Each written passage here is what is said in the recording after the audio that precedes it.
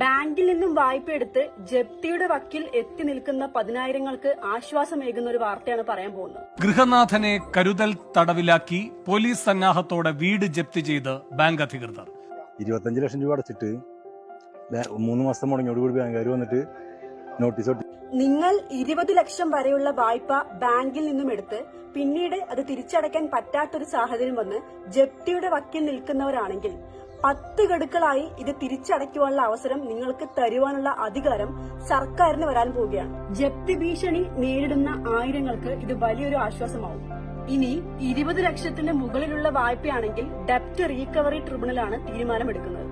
അപ്പോ നിലവിലുള്ള ജപ്തി നീട്ടി വായ്പാ തുക ഗഡുക്കളായി അടയ്ക്കുവാനുള്ള അവസരം നിങ്ങൾക്ക് നൽകുവാനുള്ള അധികാരം സർക്കാരിന് വരാൻ പോവുകയാണ്. ജപ്തി അനുവദിക്കുവാനായി ബാങ്ക് കോടതിയെ സമീപിക്കുമ്പോൾ ഇതിൽ ഇളവ് നൽകുവാനുള്ള അധികാരം മുൻപേ സർക്കാരിനുണ്ടായിരുന്നു. പക്ഷേ 2019 ഇത് നിയമവിരുദ്ധമാണെന്ന് കോടതി ഉത്തരവിട്ടു. ഈ നിയമത്തിൽ വീണ്ടും ഒരു ഭേദഗതി വരാൻ പോവുകയാണ്.